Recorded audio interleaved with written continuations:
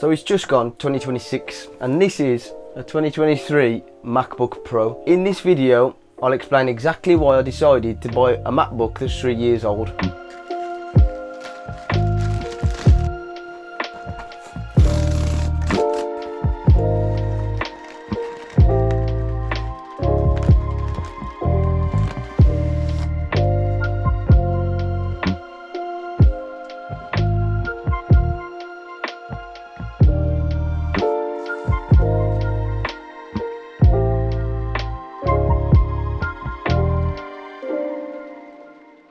So it's only right now I should explain why I decided to buy this laptop in the first place. So 9 years ago I bought my first ever laptop. It was a MacBook Pro 2017 Intel Core i5 processor, something like that. So about 18 months ago I decided to start my own YouTube channel, and then what comes with that is editing videos, obviously. So when it comes to the editing, the laptop was slow. It was fine for everyday tasks and things like that, but it was a bit old and didn't have enough oomph. Fucking hell. So then that got me googling, can you make a MacBook quicker at editing? Obviously I didn't know which component done it then. Anyway, the answer was no.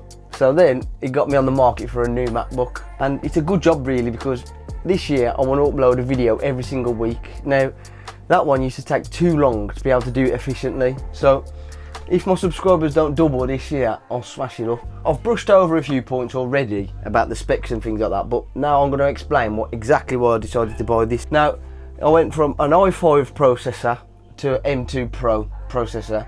Now, if you don't know this, just skip about 5 seconds, because I didn't have a clue until when I was buying this. And then I also went from 8 gigs of RAM to 16 gigs, so that's doubled. Basically, everything's just upgraded, so it's a lot faster of a laptop. But I noticed when I got on the market for a new laptop, I came to a few T-junctions, like do I go this route or do I go that route?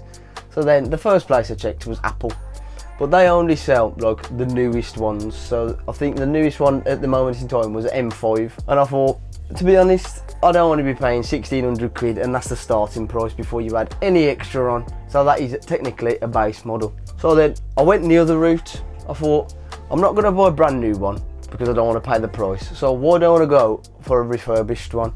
Now, I'm not going to go on eBay or Marketplace because I just think there's too many fucking knobs out there, to put it bluntly. So I went on like a professional refurbished site. I don't know if that's the right word, but the ones that give you like a year warranty and like guarantee that it's up to a certain level. And to be honest, I'll give you a little spoiler, I cannot fault my choice at all, and I'd probably buy off there again. And then another T-junction I came to was, do I get the M2 Pro or the M3 Pro? Now, the only difference was the M3 Pro has something better to do with 3D graphics, and I thought, I'm not going to be using it for that. I'm going to be editing some videos in my bedroom. I don't need no absolute brilliant 3D graphic thing, so I decided to go with this one. Now, a big thing I want to know most about, because it's the most obvious, is what size do I get?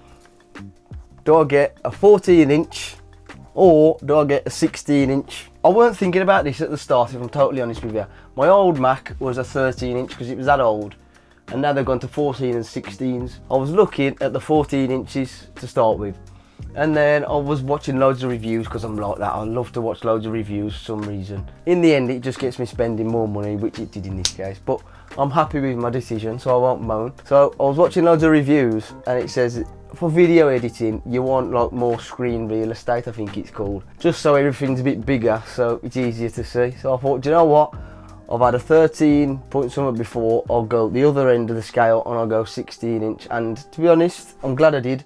Now, people worry about portability with this, which I can see why it would be a problem, but it's not that much of a problem for me because it fits in any normal bag.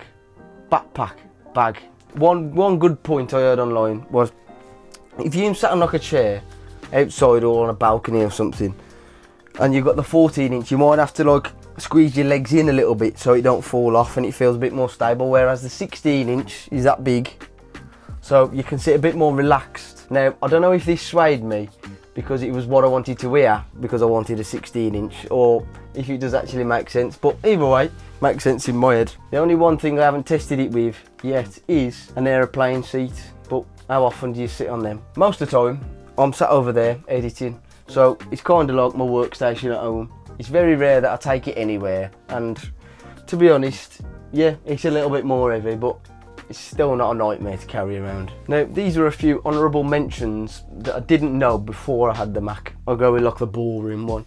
How many ports it's got. Compared to my old laptop had 3, including a headphone jack.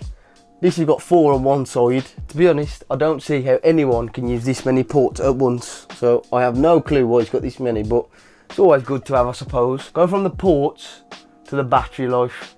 Now, let me just tell you this before I tell you about this battery. My old one was absolutely horrific. I couldn't do anything really. It used to die when it had like 40% left, and it would die within about 2 hours, an hour. Now this battery is absolutely fucking wicked. This laptop, I've been on it say 3 hours and then left it and then gone back another couple of hours, say like 6 hours in total, and it's still at least 30%. It's wicked. So just to summarise on my points, basically I brought this laptop because I needed something quicker and better to edit with, and that's exactly what it does. So for anyone looking for a new laptop in 2026 and does some like mediocre to average YouTube editing, I'd 100% recommend this. It's got everything I need and nothing that I don't.